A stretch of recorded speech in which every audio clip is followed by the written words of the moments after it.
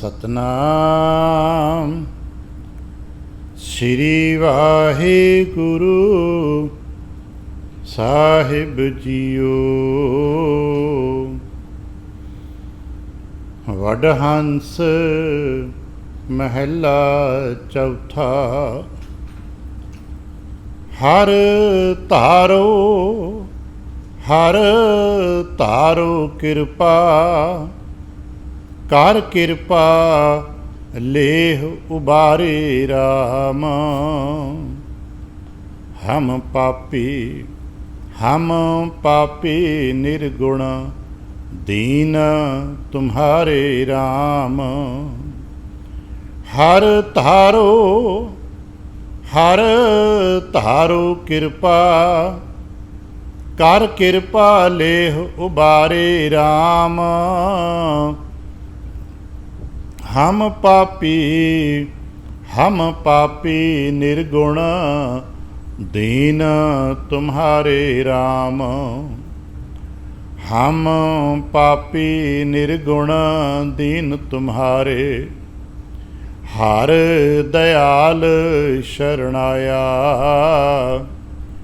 ਤੂੰ ਦੁਖ ਭੰਜਨ ਸਰਬ ਸੁਖ ਦਾਤਾ। ਹਮ ਪਾਥਰ ਤਰੇ ਤਰਾਇਆ, ਸਤਿਗੁਰ ਭੇਟ ਰਾਮ ਰਸ ਪਾਇਆ। ਜਨ ਨਾਨਕ ਨਾਮ ਉਧਾਰੇ। ਹਰ ਧਾਰੋ ਕਿਰਪਾ, ਕਰ ਕਿਰਪਾ ਲੇਹ ਉਬਾਰੇ ਰਾਮ। ਸਤਿਗੁਰ ਭੇਟ ਰਾਮ ਰਸ ਪਾਇਆ, ਜਨ ਨਾਨਕ ਨਾਮ ਉਧਾਰੇ। ਹਰ ਧਾਰੋ ਕਿਰਪਾ, ਕਰ ਕਿਰਪਾ ਲੇਹ ਉਬਾਰੇ ਰਾਮ। ਵਾਹਿਗੁਰੂ ਜੀ ਕਾ ਖਾਲਸਾ, ਵਾਹਿਗੁਰੂ ਜੀ ਕੀ ਫਤਿਹ। ਸਤਿਗੁਰੂ ਪਾਤਸ਼ਾਹ ਸਾਹਿਬ ਜੀ ਦੇ ਪਾਵਨ ਦਰਬਾਰ ਦੀਆਂ ਹਾਜ਼ਰੀਆਂ ਭਰਦਿਆਂ ਗੁਰੂ ਪਾਤਸ਼ਾਹ ਸਾਹਿਬ ਜੀ ਦੇ ਆਪਣੇ ਹੀ ਨਿਜ ਪਾਵਨ ਸਰੂਪ ਸ਼ਬਦ ਨਾਲ ਚਿੱਤ ਲਾ ਕੇ ਜਦ ਆਪ ਸਾਵਧਾਨ ਤੇ ਇਕਾਗਰ ਚਿੱਤ ਹੋਏ ਜੁੜ ਮਿਲ ਬੈਠੇ ਹੋ, ਪਾਤਸ਼ਾਹ ਗੁਰਦੇਵ ਜੀ ਦੀਆਂ ਬੇਅੰਤ ਮਹਿਰਮਤਾਂ ਤੇ ਵਡਿਆਈਆਂ ਜੋ ਸਤ ਸੰਗਤ ਵਿੱਚ ਸਦਾ ਵਰਤਦੀਆਂ ਨੇ, ਆਪ ਉਹਨਾਂ ਦੇ ਸਾਂਝੀ ਤੇ ਧਾਰਨੀ ਹੋਇਓ। ਕਿਰਪਾਲਤਾ ਕਰਨਾ, ਆਪਣੇ ਨਿਰਮਲ ਹਿਰਦੇ ਚੋਂ ਅਰਦਾਸ ਕਰਨਾ ਜੋ ਗੁਰੂ ਪਾਤਸ਼ਾਹ ਸਾਹਿਬ ਜੀ ਰਹਿਮਤ ਕਰਨ। ਪਾਵਨ ਸ਼ਬਦ ਦੀ ਵਿਚਾਰ, ਬੋਲਣ ਦਾ ਤਾਣ ਅਤੇ ਵਿਚਾਰ ਦਾ ਪ੍ਰਵਾਹ ਬਖਸ਼ਣ। ਇੱਕ ਵਾਰ ਆਸੀਸ ਦਿੰਦਿਆਂ ਅੰਮ੍ਰਿਤ ਦ੍ਰਿਸ਼ਟੀ ਪਾ ਕੇ ਜਪਣਾ ਜੀ ਸਤਨਾਮ ਸ੍ਰੀ ਵਾਹਿਗੁਰੂ। ਗਰੀਬ ਨਿਵਾਸ ਘਟ ਘਟ ਕੇ ਵਾਸੀ ਸ੍ਰੀ ਅਕਾਲ ਪੁਰਖ ਵਾਹਿਗੁਰੂ ਜੀ ਦਾ ਕੋਟਾਨ ਕੋਟ ਸ਼ੁਕਰਾਨਾ ਜੋ ਸੱਚੇ ਪਾਤਸ਼ਾਹ ਸਾਹਿਬ ਜੀ ਨੇ ਕਿਰਪਾ ਕੀਤੀ ਹੈ। ਸੰਪੂਰਨ ਰਹਿਣ ਆਪਣੇ ਪਿਆਰ ਤੇ ਭਾਣੇ ਵਿੱਚ ਬਤੀਤ ਕਰਾਈ ਹੈ। ਅੰਮ੍ਰਿਤ ਵੇਲੇ ਦੀ ਜਾਗ ਬਖਸ਼ਿਸ਼ ਕੀਤੀ ਤੇ ਇਸ ਵਕਤ ਆਪਣੇ ਪਾਵਨ ਦਰਬਾਰ ਦੀ ਹਾਜ਼ਰੀ ਭਰਨ ਦਾ ਸੁਭਾਗ ਬਖਸ਼ੇ। ਹਰ ਰੋਜ਼ ਦੀ ਤਰ੍ਹਾਂ ਅੱਜ ਵੀ ਸੱਚੇ ਪਾਤਸ਼ਾਹ ਦੀ ਰਹਿਮਤ ਦਾ ਦਰ ਖੋਲ੍ਹਿਆ, ਸਾਡੇ ਵਾਸਤੇ ਬਖਸ਼ਿਸ਼ ਪ੍ਰਾਪਤ ਹੋਈ ਹੈ। ਇਸ ਉਪਦੇਸ਼ ਨੂੰ ਅਸੀਂ ਆਤਮਸਾਤ ਕਰ ਸਕੀਏ, ਇਸ ਉਪਦੇਸ਼ ਦੇ ਤਹਿਤ ਆਪਣੇ ਆਪ ਨੂੰ ਢਾਲ ਸਕੀਏ। ਸਿਆਣੇ ਦਾਰਸ਼ਨਿਕ ਕਹਿੰਦੇ ਨੇ ਇਹਦੀ ਸ਼ਰਨ ਵਿੱਚ ਰਹਿ ਸਕੀਏ, ਇਹਦੀ ਛਾਂ ਦਾ ਆਨੰਦ ਮਾਣ ਸਕੀਏ। ਤੇ ਅੱਜ ਦਾ ਬਚਨ ਹੈ, ਆਗੇ ਸੁਖ ਮੇਰੇ ਮੀਤਾ, ਪਾਤਸ਼ਾਹ ਆਨੰਦ ਪ੍ਰਭ ਕੀ। ਕੀਤਾ। ਕਰਤਾ ਪੁਰਖ ਵਾਹਿਗੁਰੂ ਜੀ ਨੇ ਹੁਣ ਤੱਕ ਜੋ ਕੁਝ ਵੀ ਕੀਤਾ ਹੈ ਤੇ ਉਹਦੇ ਕੀਤੇ ਦੇ ਸਦਕੇ ਹੀ ਸਾਨੂੰ ਕੁਝ ਮਿਲਿਆ। ਜੇ ਅੱਜ ਤੱਕ ਸਾਨੂੰ ਕੁਝ ਮਿਲਿਆ ਹੈ ਉਹਨੇ ਕੀਤਾ ਤੇ ਮਿਲਿਆ ਨਾ। ਆ ਸਾਰਾ ਸੰਸਾਰ ਰਚਨਾ ਰਚੀ ਉਹਨੇ ਕੀਤੀ ਤੇ ਸਾਨੂੰ ਪ੍ਰਾਪਤ ਹੋਈ। ਜੇ ਉਹ ਕੁਝ ਕਰਦਾ ਹੀ ਨਾ ਤੇ ਸਾਨੂੰ ਕੀ ਮਿਲਣਾ ਸੀ। ਉਹਨੇ ਜੋ ਕੁਝ ਵੀ ਕੀਤਾ ਹੈ ਅਸੀਂ ਉਸ ਨੂੰ ਮਾਣਿਆ ਵੀ ਹੈ, ਹੰਡਾਇਆ ਵੀ ਹੈ, ਵਰਤਿਆ ਵੀ ਹੈ, ਪਰ ਉਹਦੇ ਪ੍ਰਤੀ ਸਾਡਾ ਨਜ਼ਰੀਆ ਅਲੱਗ-ਅਲੱਗ ਹੈ। ਇੱਕ ਜੀ ਕਹਿੰਦੇ ਨੇ ਰੱਬ ਨੇ ਚੰਗਾ ਨਹੀਂ ਕੀਤਾ, ਮੇਰੇ ਨਾਲ ਚੰਗਾ ਨਹੀਂ ਕੀਤਾ। ਨਾਸਤਿਕ ਲੋਕ ਹੋ ਸਕਦੇ ਨੇ, ਨਿਰਾਸ਼ ਲੋਕ ਹੋ ਸਕਦੇ ਨੇ। ਦੂਜੇ ਪੱਧਰ ਦੇ ਲੋਕ ਨੇ ਜਿਹੜੇ ਕਹਿੰਦੇ ਨਹੀਂ, ਉਹਨੇ ਜੋ ਕੁਝ ਕੀਤਾ ਚੰਗਾ ਹੀ ਕੀਤਾ। ਹਾਲਾਂਕਿ ਇਹਨਾਂ ਦੀ ਗਿਣਤੀ ਦਾ ਵਾਧਾ ਘਾਟਾ ਹੁੰਦਾ ਹੈ। ਜਿਹਨੂੰ ਆਪਾਂ ਕਦੇ ਕਦੇ ਯੁੱਗਾਂ ਦੀ ਗਿਣਤੀ ਕਹਿ ਦਿੰਦੇ, ਕਲ ਯੁੱਗ ਸਤਯੁੱਗ, ਇਹਨਾਂ ਦੀ ਗਿਣਤੀ ਫਰਕ ਹੈ। ਕਦੇ ਕਹਿ ਦਿੰਦੇ ਨੇ ਜੋ ਰੱਬ ਨੇ ਚੰਗਾ ਕੀਤਾ ਉਹਨਾਂ ਦੀ ਗਿਣਤੀ ਜ਼ਿਆਦਾ ਹੋ ਜਾਏ ਤੇ ਸਤਯੁੱਗ ਹੁੰਦਾ ਹੈ, ਤੇ ਜਿਹੜੇ ਕਹਿਣ ਇਹ ਵੀ ਰੱਬ ਨੇ ਬੜਾ ਮਾੜਾ ਕੀਤਾ, ਰੱਬ ਤੇ ਕਰਦਾ ਹੀ ਮਾੜਾ ਹੈ, ਇਹ ਕਲ ਯੁੱਗ ਹੈ। ਨਾ ਦਿਨ ਬਦਲਿਆ ਨਾ ਸੂਰਜ ਚੰਦ ਬਦਲਿਓ, ਤੇ ਸਦਾ ਉਹ ਜਿਹਨੇ ਸਹੀ ਚੰਦ ਚੜ੍ਹੇ ਸੇ ਤਾਰੇ, ਸੋਏ ਦਿਨਿਅਰ ਤਪਤ ਰਹੈ, ਸਾ ਧਰਤੀ ਸਾ ਪਵਨ ਚੁਲ ਹਰੈ, ਜੁਗ ਜੀ ਖੇਲੇ ਥਾਵ ਕੈਸੇ। ਇਹ ਤਾਂ ਇਸੇ ਤਰ੍ਹਾਂ ਰਿਹਾ ਹੈ, ਪਰ ਸਾਡੇ ਸੁਭਾਵਾਂ ਦੇ ਵਿੱਚ, ਸਾਡੇ ਨਜ਼ਰੀਏ ਦੇ ਵਿੱਚ ਹੀ ਫਰਕ ਰਿਹਾ ਹੈ। ਜਿਹਨੂੰ ਅਸੀਂ ਸਿੱਖੀ ਕਹਿੰਦੇ ਆ ਉਹ ਇਸ ਨਜ਼ਰੀਏ ਦੇ ਧਾਰਨੀ ਬਣਨਾ ਹੈ। ਜੋ ਕੀਤਾ ਹੈ ਚੰਗਾ ਕੀਤਾ ਹੈ, ਜੋ ਵਾਹਿਗੁਰੂ ਕਰਦੇ ਨੇ ਚੰਗਾ ਹੀ ਕਰਦੇ ਨੇ। ਤੇ ਮਹਾਰਾਜ ਕਹਿੰਦੇ ਨੇ ਜਿਹੜੇ ਇਹ ਮੰਨ ਲੈਂਦੇ ਨੇ ਕਿ ਵਾਹਿਗੁਰੂ ਜੀ ਨੇ ਜੋ ਕੀਤਾ ਚੰਗਾ ਕੀਤਾ, ਇਹਨਾਂ ਚੰਗਿਆਂ 'ਚੋਂ ਇੱਕ ਤਬਕਾ ਹੋਰ ਉੱਚਾ ਉੱਠ ਜਾਂਦਾ ਹੈ। ਉਹ ਕਹਿੰਦਾ ਜੋ ਕੀਤਾ ਉਹ ਸੁੱਖ ਦਿੱਤਾ ਹੈ। ਬਸ ਇਹੀ ਫਰਕ ਹੈ ਸਾਡਾ।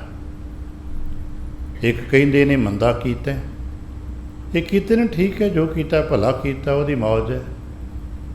ਸਥਿਰਤਾ ਦੇ ਲੋਕ ਨੇ, ਸਪਾਟ ਨੇ। ਤੀਸਰਾ ਲੈਵਲ ਇਹਨਾਂ 'ਚੋਂ ਜੋ ਕੀਤਾ ਚੰਗਾ ਕੀਤਾ। ਅਸੀਂ ਪਾਠ ਕਰਦੇ ਕਰਦੇ ਇੱਕ ਨਿੱਕੀ ਜਿਹੀ ਤੁਕ ਪੜ੍ਹੀ, ਸਾਈਂ ਮੇਰਾ ਚੰਗਾ ਕੀਤਾ। ਵਾਹਿਗੁਰੂ ਚੰਗਾ ਹੀ ਕਰਦੇ ਨੇ। ਉਹਨੇ ਚੰਗਾ ਕੀਤੇ, ਹੁਣ ਤੱਕ ਮੈਨੂੰ ਬਚਾ ਲਿਆ।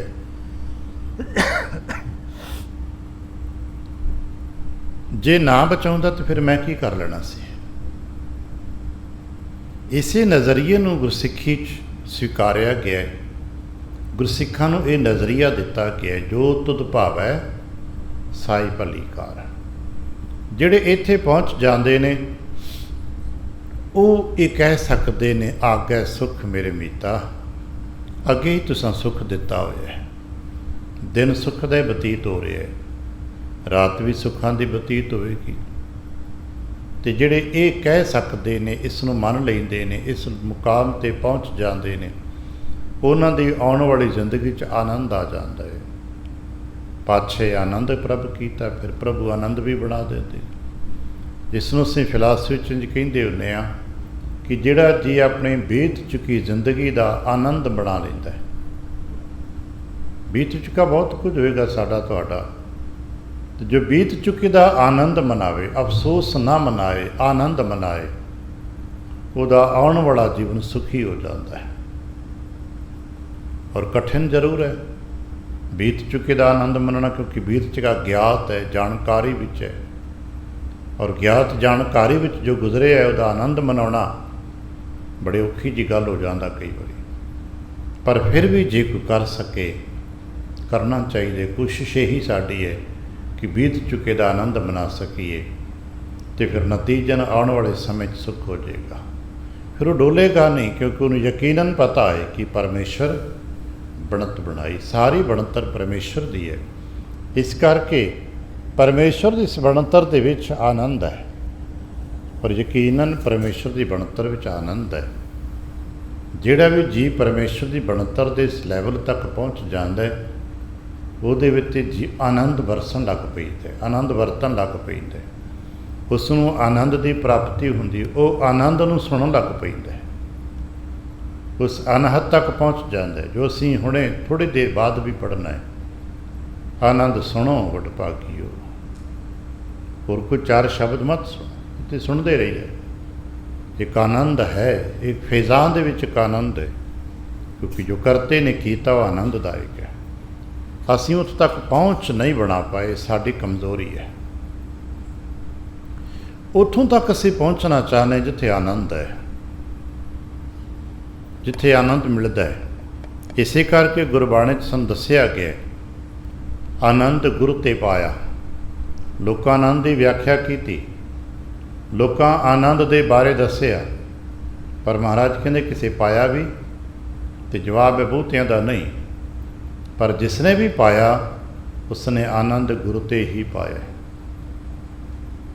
ਆਪਣੇ ਗੁਰੂ ਤੋਂ ਹੀ ਉਸਨੇ ਆਨੰਦ ਦੀ ਦਾਤ ਨੂੰ ਪ੍ਰਾਪਤ ਕੀਤਾ। ਤੇ ਅਸੀਂ ਵੀ ਇੱਥੇ ਆਨੰਦ ਲੈਣੀ ਤੇ ਉਹਨੇ ਆ। ਬਿਲਕੁਲ ਸਰਲ ਜਿਹਾ ਸ਼ਬਦ ਆਪਾਂ ਵਰਤ ਲਈਏ, ਆਪਾਂ ਕੀਰਤਨ ਸੁਣ ਕੇ ਆਨੰਦ ਤੇ ਮਰਨਾ ਚਾਹੁੰਦੇ ਆ। ਇੱਥੇ ਆਨੰਦ ਲੈਣੇ ਤੇ ਆਈਦਾ ਹੈ। ਇਹ ਠੀਕ ਹੈ ਕਿ ਦੁਨੀਆ ਦੇ ਜੋ ਨਾਦ ਵਿਨੋਦ ਤੇ ਕੋਡ ਆਨੰਦਾਂ ਦੇ ਵਿੱਚ ਖਚਿਤ ਨੇ, ਜਿਨ੍ਹਾਂ ਵਿੱਚ ਅਸੀਂ ਸਭ ਸਾਰੇ ਹੀ ਹਾਂ। ਉਹ ਪਾਰਕਾਂ 'ਤੇ ਜਾ ਕੇ ਆਨੰਦ ਲੈਂਦੇ ਨੇ, ਦਰਿਆਵਾਂ ਦੇ ਕਿਨਾਰੇ 'ਤੇ ਜਾ ਕੇ ਆਨੰਦ ਲੈਂਦੇ ਨੇ, ਤਰ੍ਹਾਂ ਤਰ੍ਹਾਂ ਦੇ ਵਾਜੇ ਸੰਗੀਤ ਸੁਣ ਕੇ ਆਨੰਦ ਲੈਂਦੇ ਨੇ, ਤਰ੍ਹਾਂ ਤਰ੍ਹਾਂ ਦਾ ਰੂਪ ਦਰਸ਼ਨ ਕਰਕੇ ਆਨੰਦ ਲੈਂਦੇ ਨੇ, ਤਰ੍ਹਾਂ ਤਰ੍ਹਾਂ ਦੇ ਪਦਾਰਥਾਂ ਨੂੰ ਖਾ ਕੇ ਆਨੰਦ ਲੈਂਦੇ ਨੇ, ਸਪਰਸ਼ 'ਚੋਂ ਆਨੰਦ ਲੈਂਦੇ ਨੇ। ਇਹ ਨਹੀਂ ਕਿ ਉਹ ਆਨੰਦ ਨਹੀਂ ਕਿ ਹੈਗੇ ਨੇ, ਉਹ ਨਾਦ ਵਿਨੋਦ ਕੋਡ ਆਨੰਦ, ਉਹ ਆਨੰਦਾਂ ਦੀ ਪ੍ਰਕਿਰਤੀ ਹੈ। ਆਨੰਦਾਂ ਦੀ ਕੈਟਾਗਰੀ ਆਪਾਂ ਸਮਝ ਸਕਦੇ ਹਾਂ, ਉਹ ਅਲੱਗ ਆਨੰਦ ਦੀ ਕੈਟਾਗਰੀ ਹੈ। ਪਰ ਉਹ ਆਨੰਦ ਸਦੀਵੀ ਨਹੀਂ ਹੁੰਦਾ, ਉਹ ਆਨੰਦ ਥੋੜ੍ਹੇ ਸਮੇਂ ਦਾ ਹੁੰਦਾ ਹੈ। ਪਰ ਨਾਦ ਵਿਨੋਦ ਕੋਡ ਆਨੰਦ ਦਾ ਇੱਕ ਦੋਸ਼ ਹੈ ਕਿ ਉਸ ਤੋਂ ਬਾਅਦ ਪਛਤਾਵਾ ਹੁੰਦਾ ਹੈ। ਆਨੰਦ ਤੇ ਆਉਂਦਾ ਹੈ, ਥੋੜ੍ਹੇ ਸਮੇਂ ਲਈ ਮਨੁੱਖ ਆਨੰਦ ਮਾਣਦਾ ਹੈ, ਪਰ ਉਸ ਤੋਂ ਬਾਅਦ ਵਿੱਚ ਪਛਤਾਉਂਦਾ ਜ਼ਰੂਰ ਹੈ, ਕਿਉਂਕਿ ਉਸ ਆਨੰਦ ਨੂੰ ਲੰਬਾ ਖਿੱਚ ਨਹੀਂ ਸਕਦਾ, ਉਸ ਆਨੰਦ ਨੂੰ ਵਧਾ ਨਹੀਂ ਸਕਦਾ, ਉਸ ਆਨੰਦ ਦੇ ਵਿੱਚ ਸਦੀ ਵੀ ਜੀ ਨਹੀਂ ਸਕਦਾ। ਇਸ ਕਰਕੇ ਉਸ ਆਨੰਦ ਤੋਂ ਬਾਅਦ ਪਛਤਾਵਾ ਹੁੰਦਾ ਹੈ। ਆਨੰਦ ਗੁਰੂ ਤੇ ਪਾਇਆ, ਇਹਦੀ ਪਹਿਚਾਣ ਇਹ ਕਿ ਇਸ ਤੋਂ ਬਾਅਦ ਪਛਤਾਵਾ ਨਹੀਂ ਹੁੰਦਾ, ਇਸ ਤੋਂ ਬਾਅਦ ਖੇੜਾ ਹੁੰਦਾ ਹੈ। ਅਸੀਂ ਕੀਰਤਨ ਸੁਣਿਆ, ਠੀਕ ਹੈ, ਕਿਸੇ ਨੂੰ ਆਨੰਦ ਆਇਆ ਕਿ ਨਹੀਂ ਆਇਆ ਪਤਾ ਨਹੀਂ, ਪਰ ਅਗਰ ਕਿਸੇ ਨੂੰ ਕੀਰਤਨ ਸੁਣਦਿਆਂ, ਪਾਠ ਕਰਦਿਆਂ, ਕਥਾ ਕਰਦਿਆਂ ਸੁਣਦਿਆਂ ਆਨੰਦ ਆ ਜਾਏ, ਤੇ ਤੋਂ ਬਾਅਦ ਪਛਤਾਵਾ ਥੋੜ੍ਹਾ ਹੈ। ਕੋਈ ਸਵੇਰ ਉੱਠ ਕੇ ਸਿਮਰਨ 'ਚ ਬੈਠ ਗਿਆ, ਨਿਤਨੇਮ ਕਰਨ ਲੱਗ ਪਿਆ, ਜਾਪ ਕਰਨ ਲੱਗ ਪਏ, ਉਸ ਨੂੰ ਜਾਪ ਕਰਦਿਆਂ ਕਰਦਿਆਂ, ਸਿਮਰਨ ਕਰਦਿਆਂ ਕਰਦਿਆਂ ਆਨੰਦ ਆ ਗਿਆ। ਹੁਣ ਜਦੋਂ ਆਪਣੇ ਕਾਰ ਵਿਹਾਰ 'ਚ ਜਾਏਗਾ, ਕੋਈ ਪਛਤਾਵਾ ਨਹੀਂ ਹੋਏਗਾ, ਸਗੋਂ ਖੇੜਾ ਹੋਏਗਾ, ਅੱਜ ਆਨੰਦ ਆ ਗਿਆ। ਬਸ ਇਹ ਆਨੰਦ, ਇਸ ਨੂੰ ਅਸੀਂ ਸਤ ਚਿੱਤ ਆਨੰਦ ਕਹਿੰਦੇ। ਇਹ ਸਤ ਆਨੰਦ ਹੈ, ਉਹ ਹੁੰਦਾ ਚਿੱਤ ਕਰਕੇ ਹੈ। ਇਸੇ ਕਰਕੇ ਲੋਕਾਂ ਨੇ ਦੀ ਪ੍ਰਮਾਤਮਾ ਨਾਲ ਪ੍ਰਭਾਸ਼ਿਤ ਕੀਤੇ ਸਤ ਚਿੱਤ ਆਨੰਦ। ਇਹ ਪ੍ਰਮਾਤਮਾ ਦੀ ਪਰਿਭਾਸ਼ਾ ਵੀ ਕਰਤੀ ਗਈ, ਸੱਚ ਦਾ ਆਨੰਦ ਜੋ ਸਤ ਹੋਵੇ, ਚਿੱਤ ਦੇ ਵਿੱਚ ਹੋਵੇ ਤੇ ਆਨੰਦ ਵੀ ਹੋਵੇ। ਇਹੀ ਤੇ ਪ੍ਰਮਾਤਮਾ ਹੈ। ਉਹ ਪ੍ਰਮਾਤਮਾ ਬਾਹਰ ਥੋੜ੍ਹਾ ਹੈ, ਪ੍ਰਮਾਤਮਾ ਸਾਡੇ ਚਿੱਤ ਵਿੱਚ ਹੈ। ਪਰ ਚਿੱਤ ਵਿੱਚ ਪ੍ਰਮਾਤਮਾ ਕਦੋਂ ਪ੍ਰਾਪਤ ਹੁੰਦਾ ਹੈ? ਚਿੱਤ ਦੇ ਅੰਦਰਲਾ ਪ੍ਰਮਾਤਮਾ ਕਦੋਂ ਪ੍ਰਗਟ ਹੁੰਦਾ ਹੈ? ਜਦੋਂ ਚਿੱਤ ਵਿੱਚ ਸਤ ਹੁੰਦਾ ਹੈ। ਜਿੰਨਾ ਚਿਰ ਕਿਸੇ ਦੇ ਚਿੱਤ ਵਿੱਚ ਸਤ ਨਹੀਂ ਹੈ, ਉਹਨਾਂ ਚਿਰ ਉੱਥੇ ਪ੍ਰਮਾਤਮਾ ਹੈ ਪਰ ਪ੍ਰਗਟ ਨਹੀਂ ਹੈ। ਹੈ ਤੇ ਸਾਰਿਆਂ ਵਿੱਚ ਹੀ, ਹੈ ਤੇ ਹਿਰਣਾਕਸ਼ ਵਿੱਚ ਵੀ ਤੇ ਪ੍ਰਹਲਾਦ ਵਿੱਚ ਵੀ, ਹੈ ਤੇ ਸਾਰਿਆਂ ਵਿੱਚ ਹੀ, ਪਰ ਪ੍ਰਗਟ ਪ੍ਰਹਲਾਦ ਕਰਕੇ ਹੁੰਦਾ ਹੈ, ਕਿਉਂਕਿ ਪ੍ਰਹਲਾਦ ਸੱਤ 'ਤੇ ਖੜ੍ਹਾ ਹੈ। ਅਸਾਂ ਨੇ ਬਸ ਇਹੀ ਪ੍ਰਾਪਤੀ ਕਰਨੀ ਹੁੰਦੀ ਹੈ ਕਿ ਸਾਨੂੰ ਸੱਤ ਪ੍ਰਾਪਤ ਹੋ ਜਾਏ, ਅਤੇ ਸੱਤ ਦੀ ਪ੍ਰਾਪਤੀ ਲਈ ਸਾਨੂੰ ਸਚਿਆਰਾ ਬਣਨਾ ਪੈਣਾ ਹੈ। ਇਹੀ ਗੁਰਸਿੱਖੀ ਦਾ ਜੋ ਸੰਕਲਪ ਹੈ, ਇਹੀ ਜੋ ਗੁਰਸਿੱਖੀ ਦਾ ਮੂਲ ਵਿਚਾਰਧਾਰਾ ਹੈ, ਇਹੀ ਗੁਰਸਿੱਖੀ ਦਾ ਦਰਸ਼ਨ ਹੈ, ਇਹੀ ਗੁਰਸਿੱਖੀ ਦਾ ਮਾਰਗ ਹੈ। ਉਹਦੇ ਵਾਸਤੇ ਕੀ ਕਰਨਾ ਪੈਣਾ ਸਾਨੂੰ? ਅੱਜ ਮਹਾਰਾਜ ਕਹਿੰਦੇ ਨੇ ਅਸੀਂ ਯਤਨ ਕਰੀਏ ਕਿ ਸਚਿਆਰ ਹੋ ਜਾਵਾਂਗੇ। ਅਸੀਂ ਤੁਸੀਂ ਆਪਸ ਵਿੱਚ ਬੈਠ ਕੇ ਇਸ ਯਤਨ ਕਰੀਏ ਕਿ ਸਚਿਆਰ ਬਣ ਜਾਵਾਂਗੇ। ਠੀਕ ਹੈ, ਸਧਾਰਨ ਪਹਿਲੇ ਦੂਜੇ ਮੰਡਲ ਦੇ ਲੋਕਾਂ ਦਾ ਖਿਆਲ ਹੋਗਾ, ਹਾਂ ਕੋਸ਼ਿਸ਼ ਤਾਂ ਕਰਾਂਗੇ, ਆਪਾਂ ਸੱਚੇ ਹੋ ਸਕਦੇ ਹਾਂ, ਆਪਾਂ ਸੱਚੇ ਵੀ ਹੋ ਸਕਦੇ ਹਾਂ, ਆਪਾਂ ਸੁੱਚੇ ਵੀ ਹੋ ਸਕਦੇ ਹਾਂ। ਪਰ ਜੋ ਤੀਜੇ ਮੰਡਲ ਦੇ ਲੋਕ ਨੇ ਨਾ, ਸਾਡੇ ਤੋਂ ਉੱਚੇ, ਉਹ ਕਹਿਣਗੇ ਨਹੀਂ ਭਾਈ, ਸਾਡੇ 'ਚ ਨਹੀਂ ਤਾਪ ਕਿੱਥੇ, ਸਮਰੱਥਾ ਕਿੱਥੇ, ਅਸੀਂ ਸੱਚੇ ਹੋ ਜਾਈਏ। ਫਿਰ ਕੀ ਕਰੋਗੇ?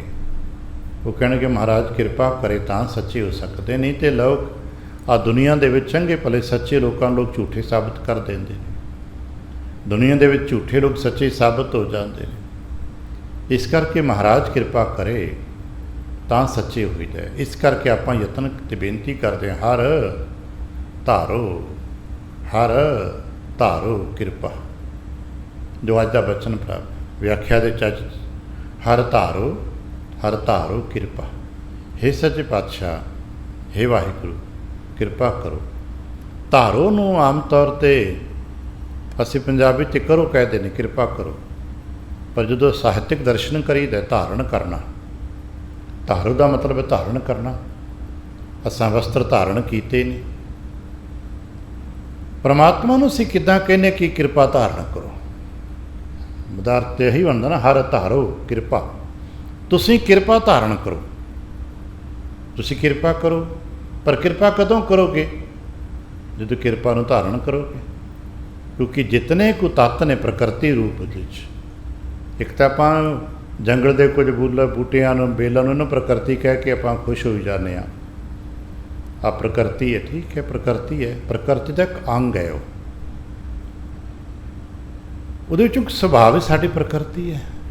ਸਾਡੀਆਂ ਇੱਕ ਮਨੁੱਖ ਦੀਆਂ 25 ਪ੍ਰਕਾਰ ਦੀਆਂ ਪ੍ਰਕਿਰਤੀਆਂ ਨੇ ਜੋ ਕਰਤਾ ਪੁਰਖ ਵਾਹਿਗੁਰੂ ਜੀ ਨੇ ਸਾਨੂੰ ਦਿੱਤੀਆਂ ਨੇ, ਹੈ ਬੇਅੰਤ ਉਹਦੀਆਂ।